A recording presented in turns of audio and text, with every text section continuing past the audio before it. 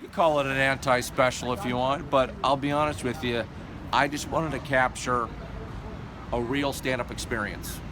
And it's over multiple nights throughout this past year. And I just wanted to capture it as real as possible. You know, there's no hyped up audience, there's no giant camera crew, there's no smoke machines, there's no crane shots, there's no audience reaction shots. I try to film it so it's just as real as an experience as you can get, and it's just you sitting in a little room and watching a show. I do a lot of charity work. Anyone else? You seem like great people. America is the greatest country in the United States. Let's go to the stats. We don't need it. We're Americans. We're strong. When I'm president, I'm gonna make college free. But you gotta pay for high school. Racism, where do you stand? For or against it? A lot of undecided. Hey, it's Judah Friedlander here in what they call the Flatiron District, New York City. All right, I know you're tired. Right next to a beautiful, I'm not tired, right next to a beautiful Citibank. There should be a Chase Bank right next door and a Wells Fargo as well. It's a beautiful city. Just bank next to bank, next to bank, which is all inside of CVS, which is inside another bank. That's New York. Starbucks too. Maybe one of those too. Good point. But, well, we got some big news for folks watching. Oh yeah, no, I have a stand-up special called America is the Greatest Country in the United States. It's which is also one of the jokes that's in the special. It's 84 minutes. I filmed it and directed it and performed it and wrote it, obviously, stand-up.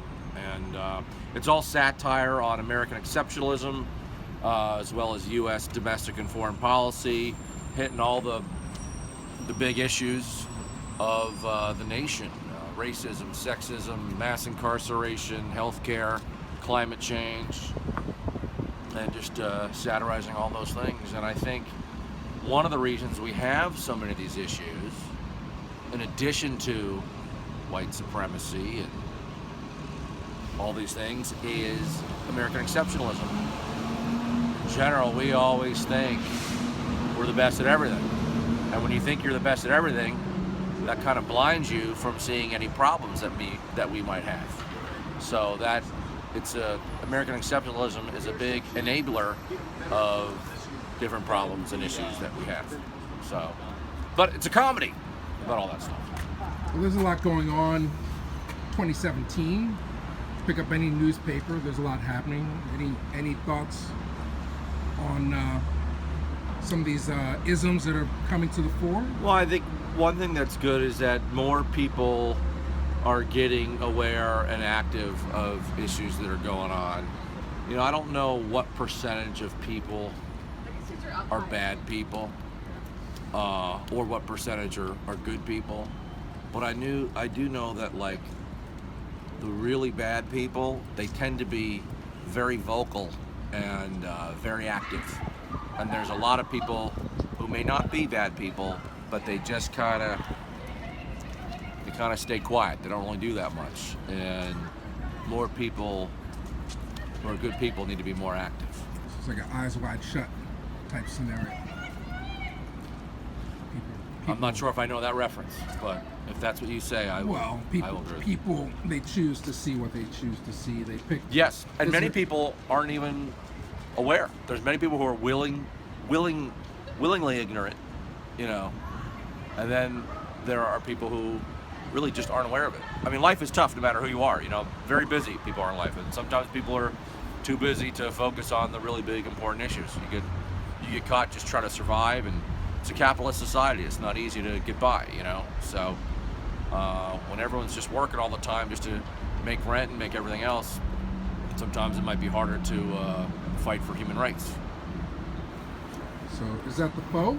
Is it capitalism versus socialism versus this way of living, or is it just why can't we all just get along? Or like where do you see? Those are great questions. I think those are all ingredients in the issues, but I don't know. Sometimes I think many humans are wired for fear. Fear is a very strong thing, and then out of fear sprouts hate, and then you throw in narcissism.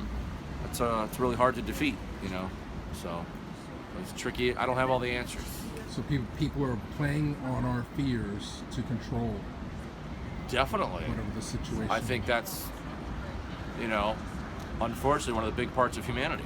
I mean, some of the stuff we let slide, but some of it seems to be pure evil has reared its ugly head. I mean, I've never seen it like I mean, I think, unfortunately, much of the way capitalism works, part of its business model is fucking people over, Look at what slavery was in this country.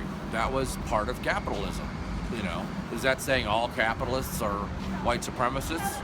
Theoretically, no, I'm not saying that. But if you look at how it actually worked, that was a big part of it, No, but what Look at mass incarceration now. It's like, the for-profit prisons. That's insane.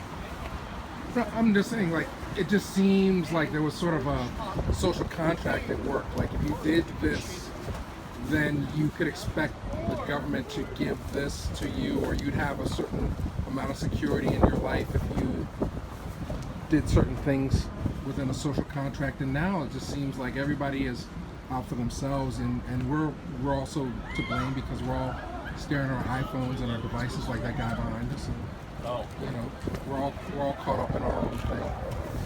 Yeah, well, is that way? Yeah, I don't know. I think there's, with more technology out there, there are more people who have been oppressed who you can hear their voices now.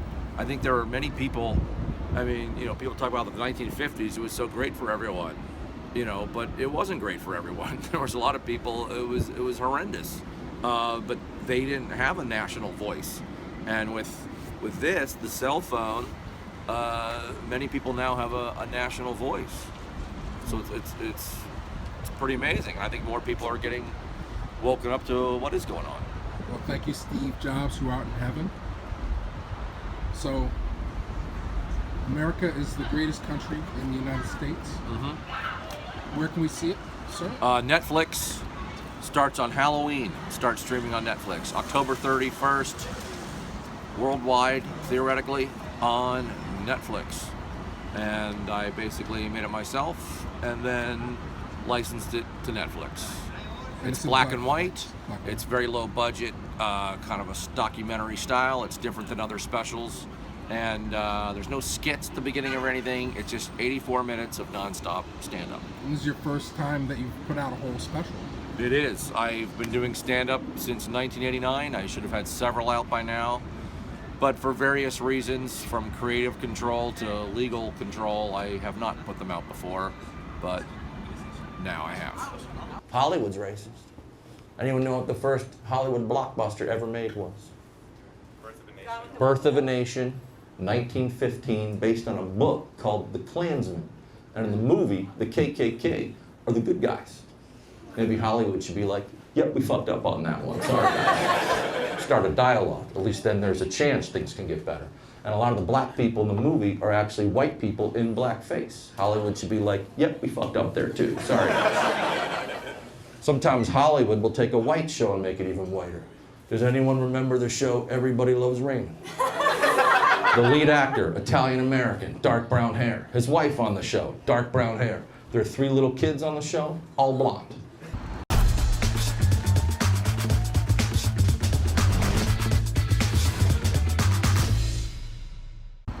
If you're ever in trouble, just say world champion and I'll show up to defend you. It's Judah Friedlander, the world champion, and you are watching Real Black. Why? Because you're a winner. Exactly. I got some chicken. Come on.